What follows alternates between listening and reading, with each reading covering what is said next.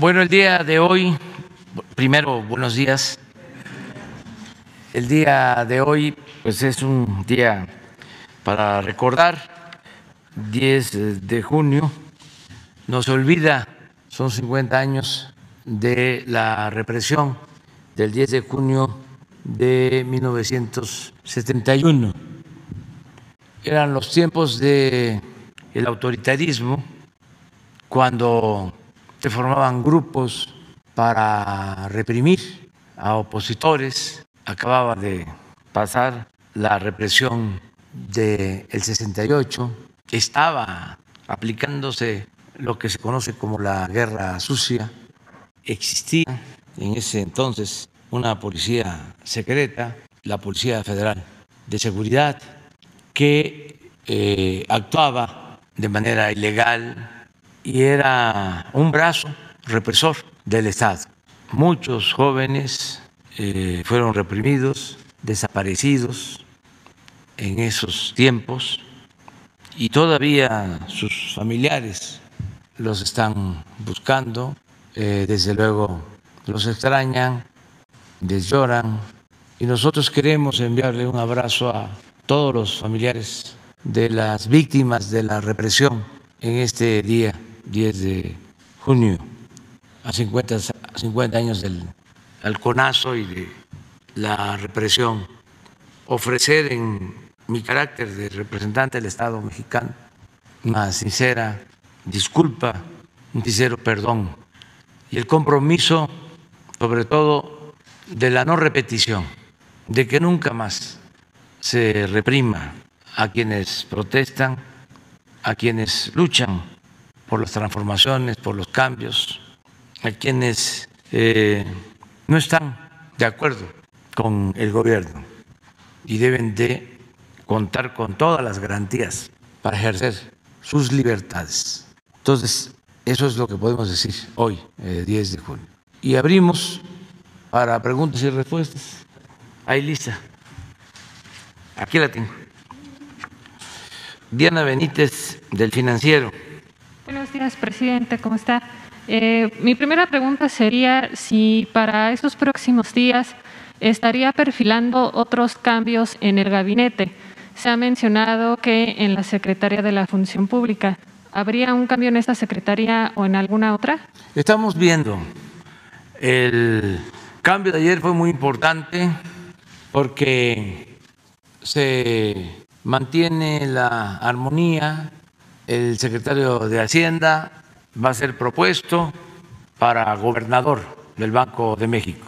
Arturo es una persona seria, responsable, un buen economista, Arturo Herrera, y quien llega, Rogelio Ramírez de la O, también un economista egresado de la UNAM, con doctorado en Cambridge, en economía, uno de los mejores economistas de México. Y también es importante que se va a consolidar la misma política económica que hemos venido aplicando, que nos ha dado buenos resultados, como lo demuestran los hechos. Somos de los países que tenemos una mejor recuperación después de la crisis de la pandemia y nos estamos recuperando pronto. Hablábamos de la V, de que íbamos a caer y que íbamos a levantarnos pronto, cuando habían especialistas que hablaban de que iba a ser una L, que íbamos a caer, que íbamos a quedarnos abajo mucho tiempo. Y afortunadamente no es así. Ya estamos creciendo, recuperando empleos. Es muy importante el que se ha mantenido fuerte el peso, inclusive se ha apreciado desde que estamos en el gobierno. No estoy seguro, pero creo que nunca se había visto de que en 2 años y medio, después de que entra un nuevo gobierno, no haya habido devaluación, que ahora no ha habido en 2 años y medio. Incluso el peso se ha apreciado en un 3%.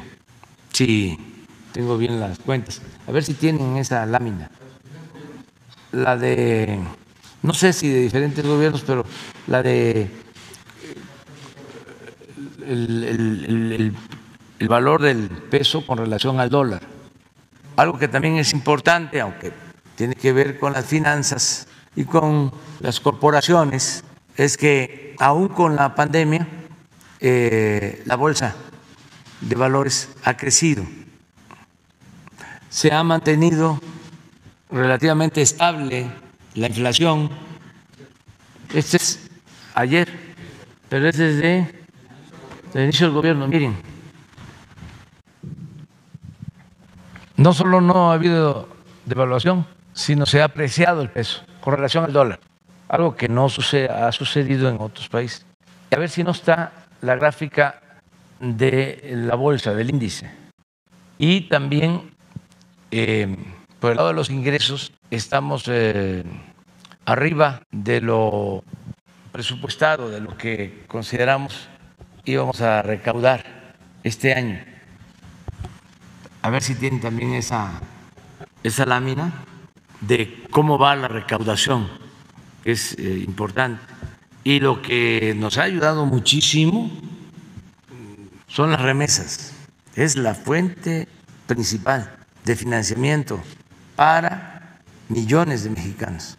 Entonces, vamos bien, tenemos que seguir con la disciplina para mantener estos equilibrios macroeconómicos, cuidar en especial lo de la inflación, porque como se está creciendo, se está calentando la economía, y así como nos ayuda el que haya crecimiento económico en Estados Unidos y se estén inyectando fondos, recursos, así también eso tiene un efecto que se traduce en inflación. Pero esto es lo de la bolsa. Aquí llegamos. Aquí se cayó desde la pandemia, los momentos más difíciles, y miren cómo ha venido. Tenemos también que mantener la política de bienestar para el pueblo. No solo es el que tengamos buenos datos en lo macroeconómico, requerimos bienestar para el pueblo. Por eso, ya que pasaron las elecciones, ya pasó la veda electoral, aprovecho para decirle a los adultos mayores que ya vamos a empezar a dispersar los fondos del bimestre de julio-agosto, y ya ese bimestre va a contemplar un incremento en la pensión, y también va a iniciar en el bimestre julio-agosto la incorporación de personas de 65 años hacia adelante, porque si recuerdan, la pensión a adultos mayores era de 68 hacia adelante y solo en comunidades indígenas se entregaba a partir de los 65 años. Hicimos el compromiso el 21 de marzo en Guelatao, Oaxaca, de incrementar la pensión a los adultos mayores, a todos los adultos mayores, que es universal, y vamos a empezar ya a entregar ese incremento. En este mes empieza la dispersión de bimestre julio-agosto, luego septiembre-octubre, luego noviembre-diciembre. Son 3 bimestres que nos faltan para el año y ya van a incluir los incrementos. Proporcional va a ser el incremento desde julio de este año hasta enero del 24. que va a significar un incremento en términos reales, porque se va a incluir también inflación en el incremento, del 100%. Esto es, van a recibir en enero del 24 los adultos mayores de 65 años, todos, el doble de lo que se está recibiendo ahora.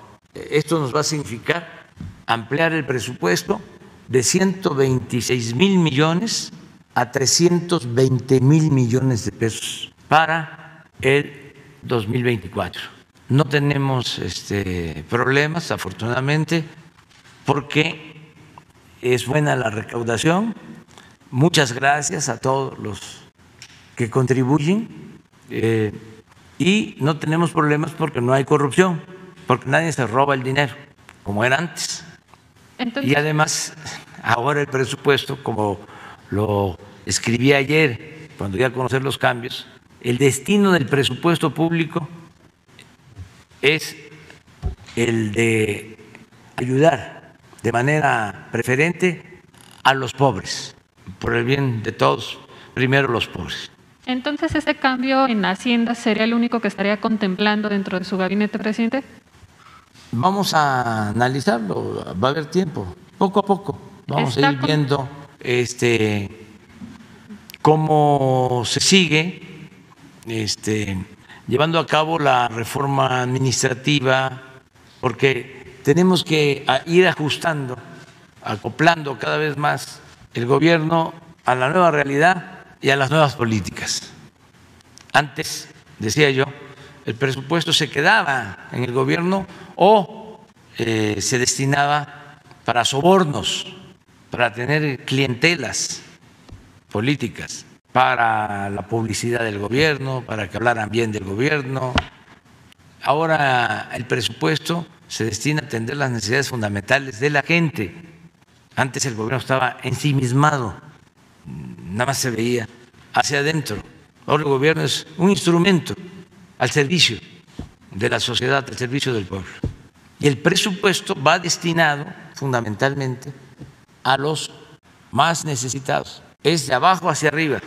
Imaginen que la sociedad mexicana es una pirámide. En la base hay millones de pobres, luego está la clase media y luego en la punta, en el pináculo, pues son los que tienen más posibilidad. Nosotros debemos de atender a todos, pero primero a los de abajo, a los más necesitados. En el caso de la recaudación, miren cómo vamos. Este es un corte al día 9, ayer. Traemos 3.1% más que el año pasado de ingresos en términos reales. ¿Esto qué significa? Que aquí ya estamos descontando la inflación. Si fuese con inflación estaríamos hablando de 8.5, pero se quita la inflación y es 3.1. En términos nominales, en el periodo del año pasado hasta junio llevábamos recaudados 1.802.000.000 y ahora el 9 de junio de este año 1.942.000.000, como 120, 130.000 millones de pesos más. Esto es una muestra de la recuperación. Y ya en cuanto a los tributarios, igual 1.6 de incremento en términos reales, y aquí se ve como el impuesto sobre la renta 0.5, pero en positivo en términos reales, de 832.000 millones de pesos a 874.000, y el IVA, que esto es importante porque es el consumo, de 417 a 476, 417.000 a 476.000, como 60.000 millones más.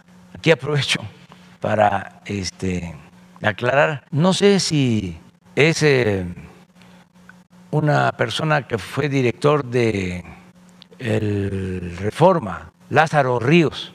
Él sacó, pero puede ser que sea otra persona que se llame así, pero vi en las redes, sería bueno que se pusiera, no sé si sea él, realmente lo dudo, pero que puso un plano de la Ciudad de México, ahora con la votación, y cómo se dividió la ciudad. Y en efecto, en las delegaciones donde hay más pobreza, ganó Morena, y donde vive la clase media y media alta, ganó la alianza del PAN y el PRI. Y hay como una frontera, no la encuentran. Le puso él o esta persona algo que quiero aclarar, porque existe también esa mala información, prejuicio, sí. Miren lo que le pusieron, pero no sé si es él, Lázaro Ríos. ¿Es él? Bueno, pues esto pinta muy bien lo que es el Reforma, ¿no? Y el pensamiento conservador, que todos los que escriben ahí son directivos, los moneros, los dueños, tienen este pensamiento, y los que leen el periódico, que están en todo su derecho, pero no sé si sea él. Pero fíjense lo que puso, dicen que sí, fíjense la mentalidad. Los que pagan impuestos, ¿no?, que tienen que ver con los que votaron por el PAN y por el PRI, los que reciben subsidios. Todos pagamos impuestos, hasta la gente más humilde paga impuestos. Por eso me detuve con el IVA, porque cuando se compra una mercancía, ahí va incluido un impuesto. Y en el caso del impuesto sobre la renta, los que más pagan impuestos sobre la renta son los trabajadores. Pero hay esta deformación, un prejuicio de clase muy conservador, racista, pero que con su pan se lo coman. Presidente. Vamos a buscar la forma de ir poco a poco ajustando el gobierno a la nueva realidad. No te puedo decir más que eso. Okay. Presidente, mi segunda pregunta sería, un juez ya otorgó la suspensión definitiva ante cualquier orden de aprehensión contra el gobernador de Tamaulipas, Francisco Cabeza de Vaca. Mi pregunta sería, ¿cuál es la confianza que tiene actualmente el gobierno federal para estarse coordinando con el gobierno de Tamaulipas en temas sensibles o de importancia como puede ser la seguridad? Pues tenemos que actuar de manera institucional, independientemente de estas decisiones de los jueces, que son lamentables, porque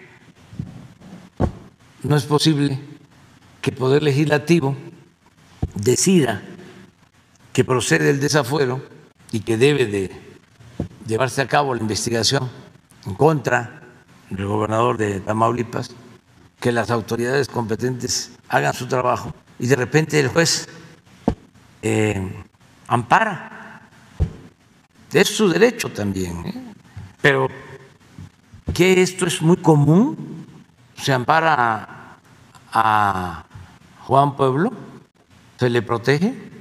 No, ese es el problema que tiene el Poder Judicial, que protege y que ampara solo a las élites, a los potentados, a los representantes de la llamada clase política o a los dueños de las grandes corporaciones. Es una justicia, entre comillas, de élite. Solo se castiga al que no tiene agarraderas, al que no tiene con qué comprar su inocencia. Eso está mal, pero hay que respetar la decisión del juez.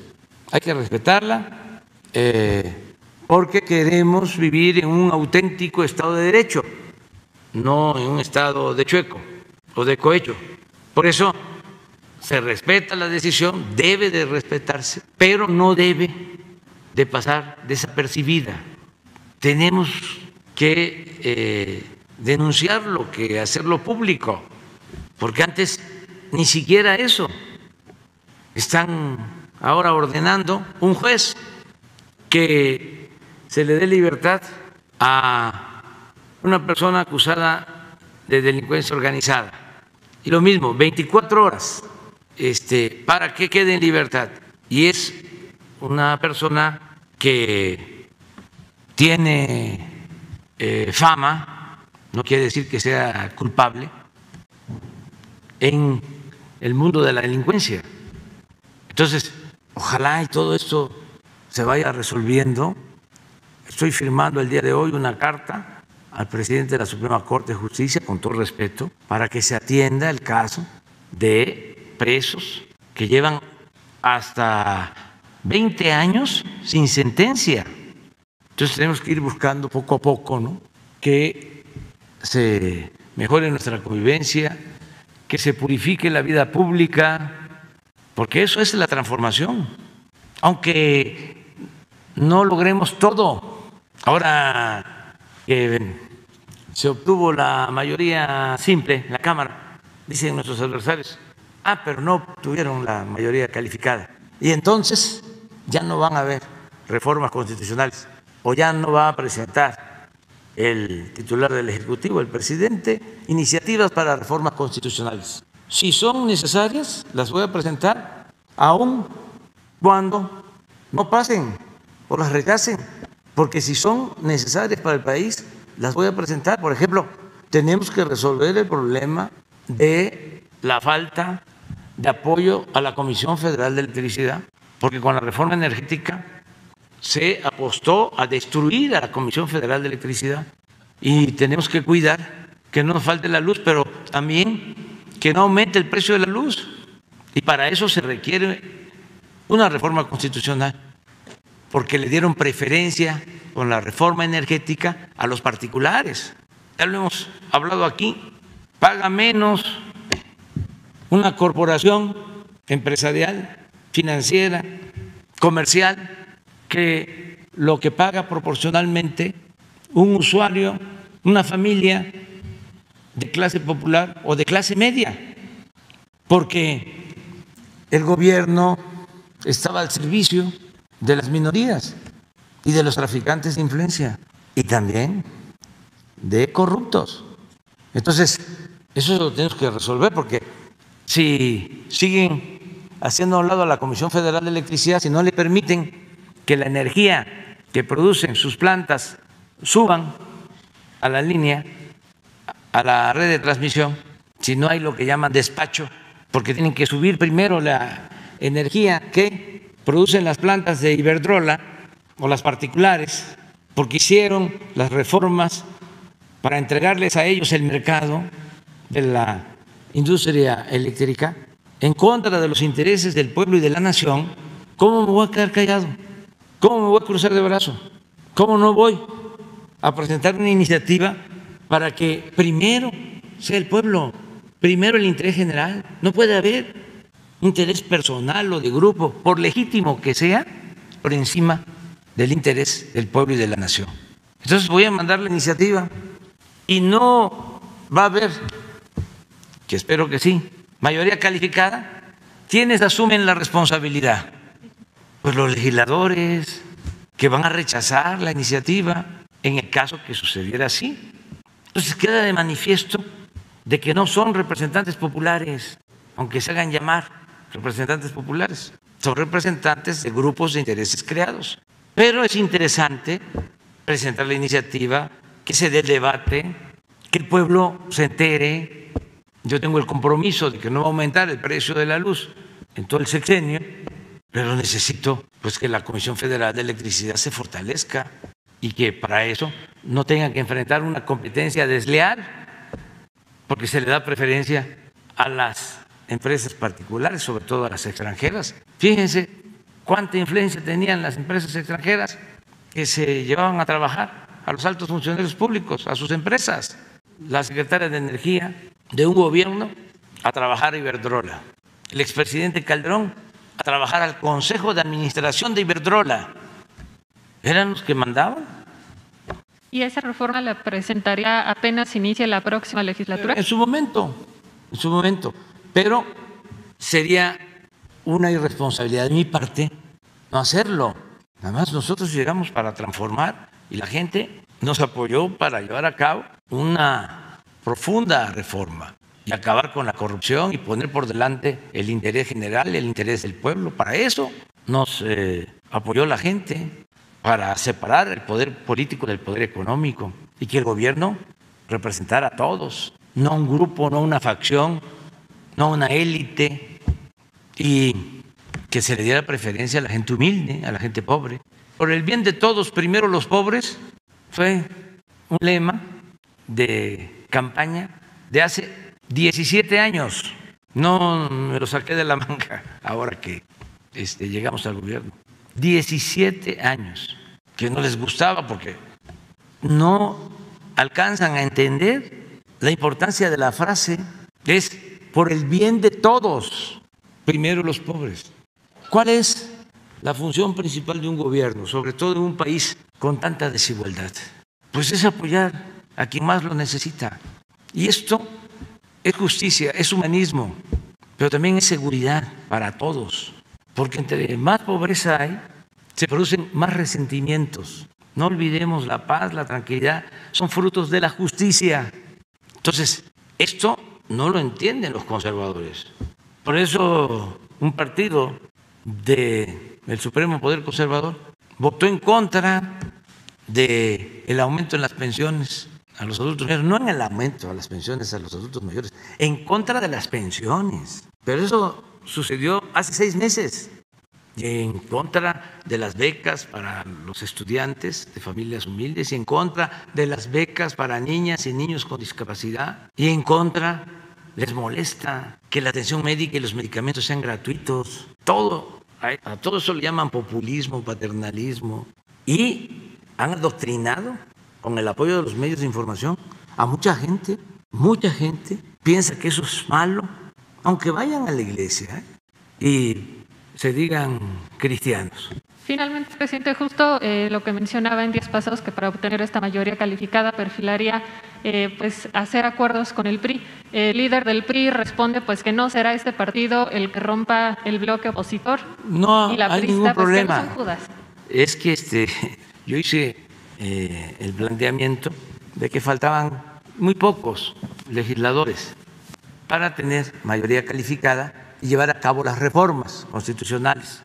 Pero fíjense cómo son de hipócritas nuestros adversarios, sepulcros blanqueados. Ellos hacen la alianza, ¿no? Y la aplauden. Los que antes decían, qué barbaridad los del PRI, cómo son corruptos. Les cuento una anécdota. Una vez viajaba yo en un avión comercial y me dice la compañera que atiende que el capitán me invitaba a la cabina.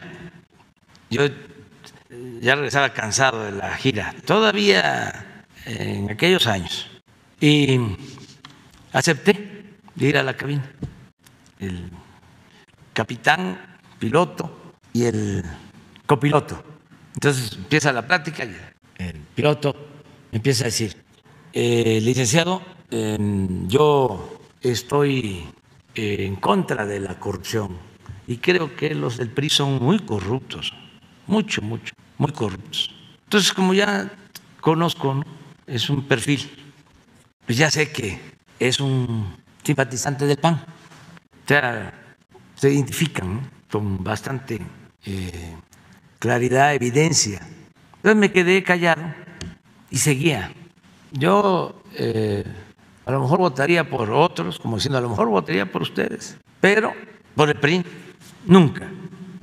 Es un partido de corrupción, cosas así.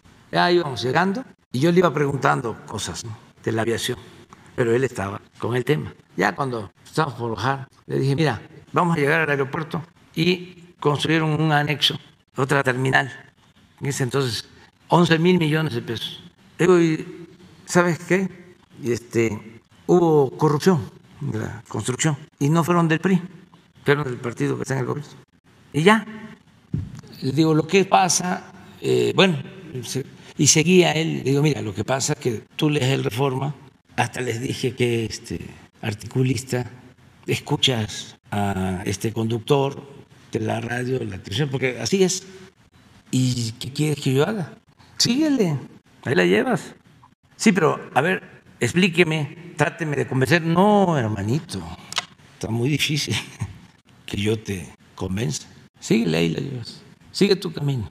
Y ya me voy, porque ya vamos a aterrizar. Y ya me fui, aterrizamos, y estaba en la puerta, ya cuando salí, con papel.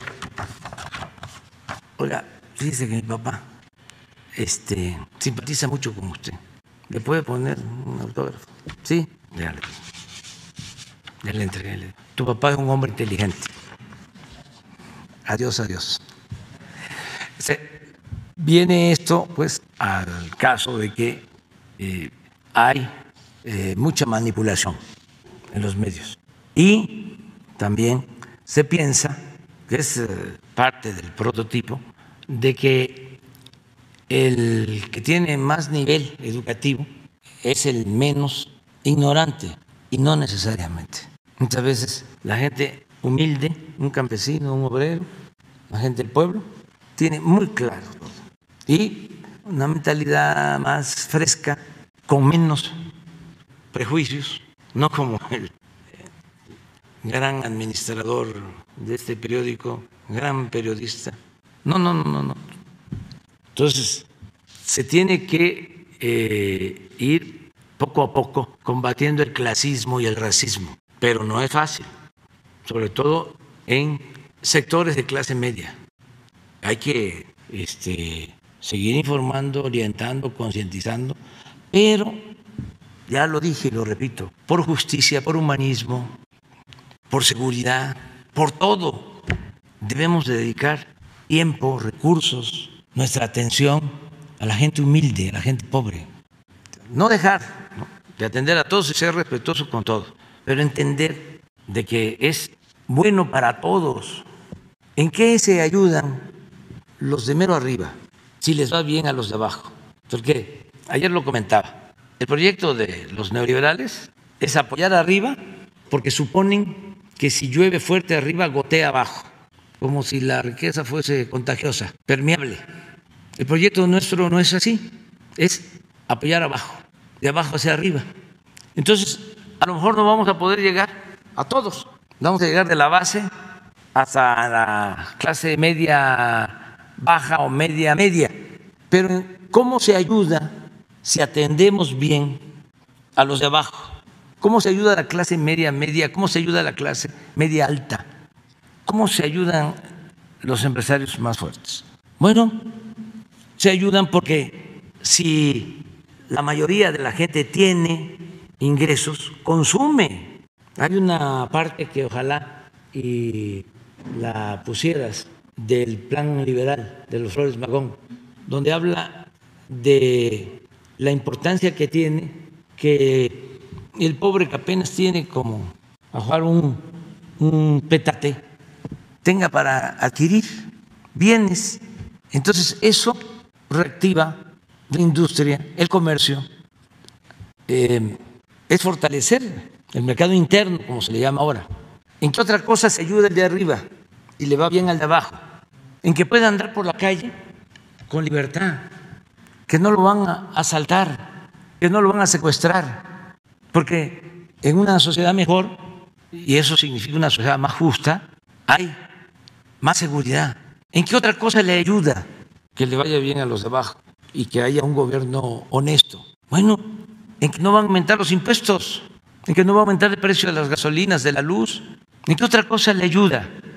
Porque cuestionan esto que dice Lázaro, ¿no?, subsidio, que es la entrega de apoyos a la gente. ¿En qué le ayuda a los de arriba? Bueno, que se tiene prestigio en el país y se puede lograr, como se hizo un acuerdo con Estados Unidos, con Canadá, para que lleguen inversiones. ¿Y quién se ayuda con esas inversiones? Pues empresarios, comerciantes, profesionistas que van a ganar más. Bueno, primero que van a tener empleo, que van a ganar más por el tratado. Y eso lo logramos, que ya estaba así, pero había muchas resistencias para continuarlo. Además, se le agregaron cosas importantes como lo laboral. Pero ¿en qué otra cosa ayuda el que haya un gobierno democrático honesto? El que las empresas tengan trabajo. ¿Quiénes hacen las obras que se están realizando en la actualidad? Las grandes empresas de México. Entonces, el plan es, a ver, ayudemos todos primero, abajo. Además, imagínense cuánta satisfacción nos produce el ayudar al prójimo, al necesitado, al pobre. Eso tiene que ver con todas las religiones. A ver si... Sí. Sí. Cuando el pueblo es demasiado pobre, Esto es 1906, cuando sus recursos apenas le alcanzan para mal comer, consume solo artículos de primera necesidad y aún estos en pequeña escala. ¿Cómo se han de establecer industrias? ¿Cómo se han de producir telas o muebles o cosas por el estilo en un país en que la mayoría de la gente no puede procurarse ningunas comodidades? ¿Cómo no ha de ser raquítica la producción donde el consumo es pequeño? ¿Qué impulso han de recibir las industrias donde sus productos solo encuentran un reducido número de compradores, porque la mayoría de la población se compone de hambrientos? Pero si estos hambrientos dejan de serlo, si llegan a estar en condiciones de satisfacer sus necesidades normales, en una palabra, si su trabajo les es bien o siquiera regularmente pagado, consumirán infinidad de artículos de que hoy están privados y harán necesaria una gran producción de esos artículos. Cuando los millones de parias que hoy vegetan en el hambre y la desnudez coman menos mal, usen ropa y calzado y dejen de tener petate por todo ajuar, la demanda de 1000 géneros y objetos, que hoy es insignificante, aumentará en proporciones colosales. Y la industria, la agricultura, el comercio, todo será materialmente empujado a desarrollarse en una escala que jamás alcanzarían mientras subsistieran las actuales condiciones de miseria general. Esta es una clase. Esto es, en esencia, a la luz de la nueva realidad, lo que nosotros estamos promoviendo, el que la gente viva mejor y nos ayudamos todos. Entonces, por eso vamos a seguir adelante. Ramón Flores. Muy buenos días, presidente. Ramón Flores, del Centinela Informa de Humanoid de Inglaterra. Presidente, en el Centinela estuvimos haciendo una investigación sobre el accidente de la línea 12 del metro y nos metimos a profundidad descubriendo dos cosas. Una es la renta de los vagones del metro a sobreprecio. La empresa CAF los vendió, escuchen nada más cómo le pusieron a esta empresa, Pobre Tren, SADCB, en $420 millones, y Mario Delgado los rentó en $1,580 millones, acompañado de la persona que orquestó el mismo esquema del metro en la renta de las patrullas aquí en la Ciudad de México, que está prófugo, Jesús Horta, que cuenta con una orden de aprehensión vigente y está prófugo. Presidente, ¿está usted de acuerdo que se investigue a Mario Delgado y al prófugo Jesús Horta por esta renta a sobreprecio de los trenes de la línea 12? Y aquí le traigo todas las pruebas de los contratos. Sí, entrega todas las pruebas y que se investigue a todos. Se está esperando, según me informó la jefa de gobierno, que se concluya un dictamen y la Fiscalía está haciendo una investigación por el lamentable fallecimiento de 24 personas, 26 personas. Se está haciendo ese trabajo de investigación. Es de oficio, porque perdieron la vida estas personas, lo cual lamentamos mucho. Lo que dije ayer es que en paralelo a esta investigación que tiene que hacerse para deslindar responsabilidades, castigar a responsables, hacer justicia, independientemente de eso, se tiene también que trabajar para rehabilitar la línea, porque es un servicio fundamental para Tláhuac, para Iztapalapa, incluso para el Estado de México. Son miles de personas que utilizan ese medio de transporte. Entonces vamos a ayudar nosotros en eso. El gobierno federal va a ayudar, pero la investigación tiene que seguir su curso. Seria, responsable, así como hablo de que no debe de haber impunidad y es parte de nuestros compromisos, así también no deben de utilizarse con propósitos mezquinos estos lamentables hechos en donde pierden la vida seres humanos, porque este accidente, tragedia lamentable, fue usada de manera vil por los conservadores y sus voceros porque estamos viviendo tiempos de sopilotes, tiempos de canallas, pero eso es otro asunto. Entonces ya nos entregas tus papeles y los vemos. Sí. Presidente, sobre el mismo tema, los familiares de las víctimas de la línea 12 nos han escrito diciendo que no han sido recibidos en la Fiscalía General de la República. Usted dijo que no habrá carpetazo, que habrá justicia. Presidente, los familiares de las víctimas podrían ser recibidos en la FGR para realizar sus denuncias y que se les apoye. Claro que sí, nosotros ayudamos. Vamos a hablar con el fiscal para que les informen cómo van las investigaciones. Nada más que nos ayudes para que se establezca la comunicación. La tiene el gobierno de la ciudad con ellos, pero puede ser por esta vía también. Sí, ahorita le entrego las pruebas con Jesús de los contratos. Ahí viene la firma de Jesús Horta y viene la firma de Mario Delgado. Incluso Mario Delgado, cuando fue senador, él aprobó que se investigara la línea 12. Entonces, pues como usted ya lo dijo, que se investigue, ¿no? Mi segunda pregunta, presidente. En Guanajuato, en los últimos días, identificaron a 130 cuerpos en una fosa. También asesinaron a una mujer en León que quedó registrado en un video, asesinaron a una candidata en plena campaña electoral. Presidente, con estos hechos, ¿qué mensaje le mandaría a los guanajuatenses? También tenemos muchísima evidencia en el canal del Centinela Informa de cómo compraron votos en las elecciones. Presidente, en concreto, con todos estos hechos, ¿podemos hablar ya de un estado fallido en Guanajuato? No, estamos luchando para que haya paz y tranquilidad en todo el país. Más que es un proceso largo, complejo, porque dejaron pasar el tiempo y además se toleró durante años a la delincuencia. Había contubernio entre la delincuencia y las autoridades. Se vendían las plazas, eso durante mucho tiempo. Eso echó raíces y es lo que se está ahora enfrentando.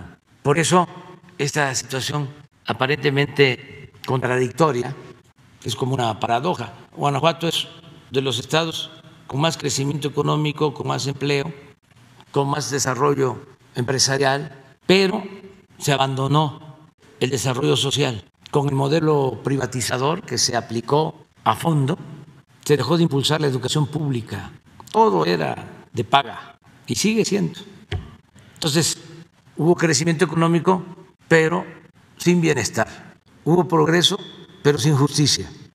Y corrupción.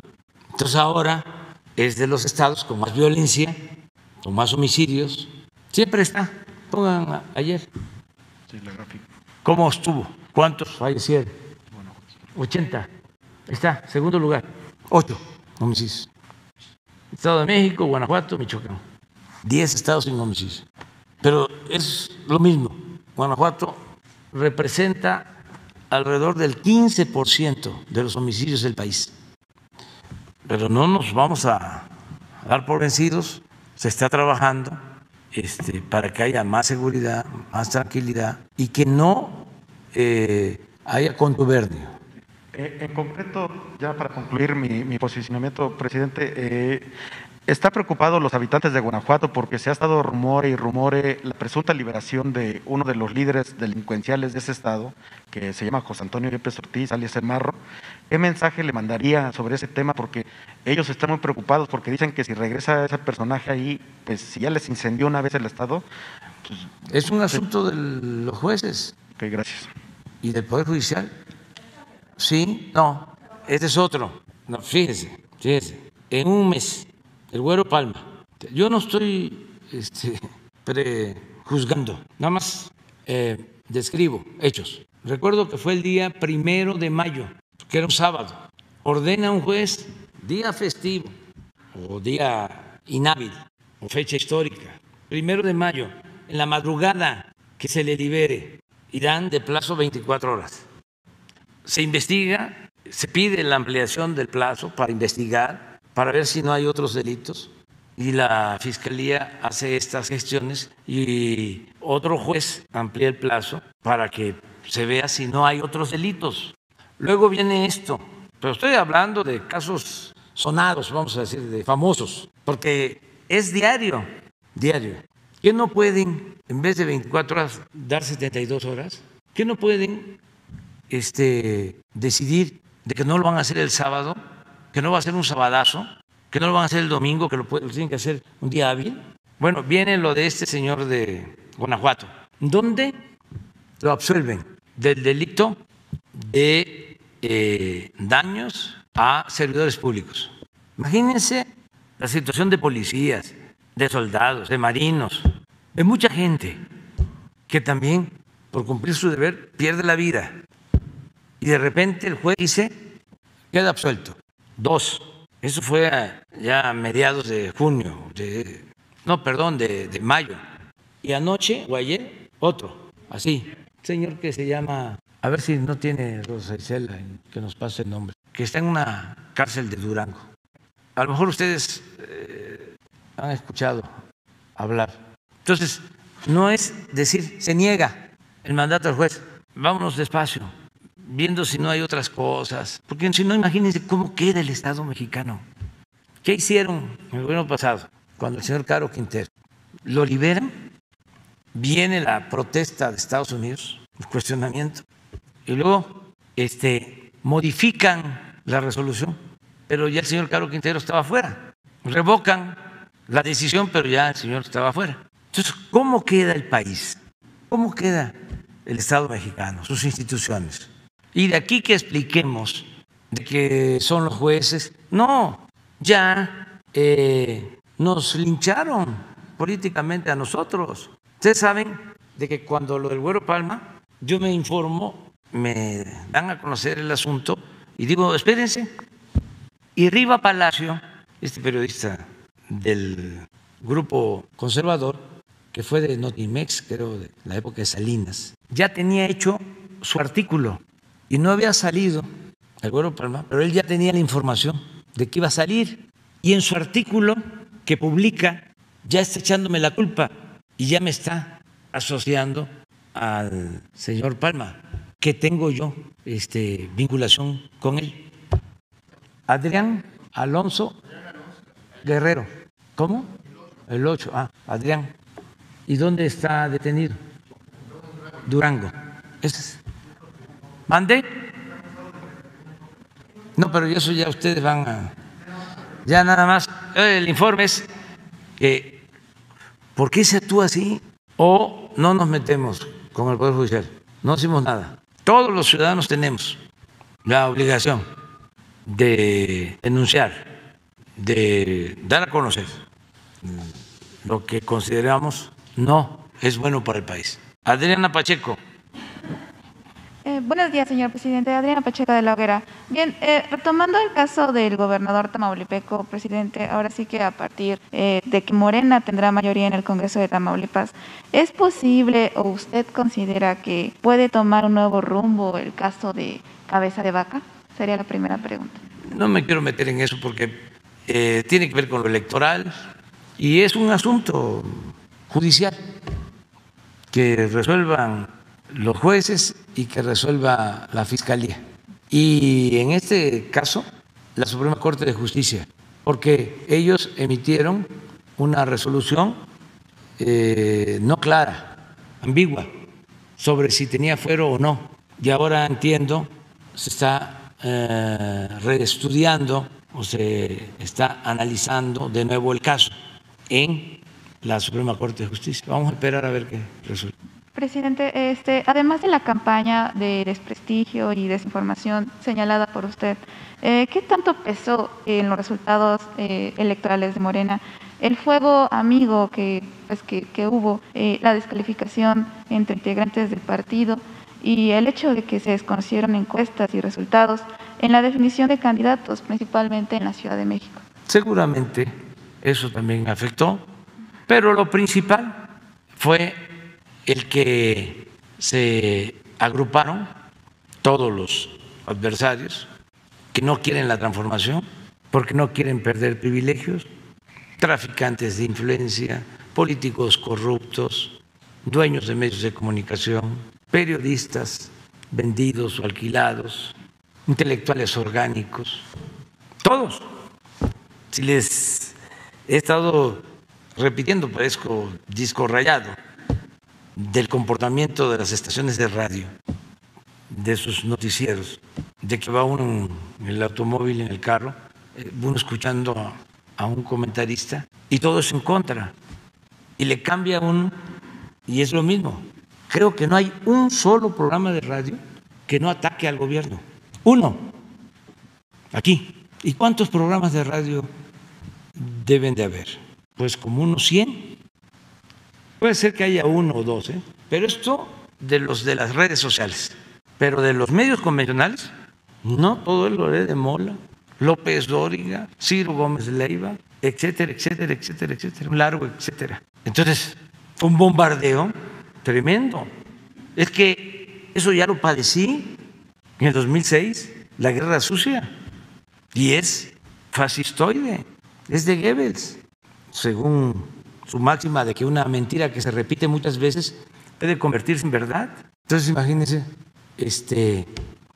pueden tener efectos de manipulación, y eso fue, pero también hubo lo que tú planteas, porque hay quienes están en el movimiento y que no han entendido de que estamos viviendo un momento definitorio, un momento estelar, es la transformación del país. Y solo han habido 3 transformaciones: la independencia, la reforma, la revolución, y esta es una transformación.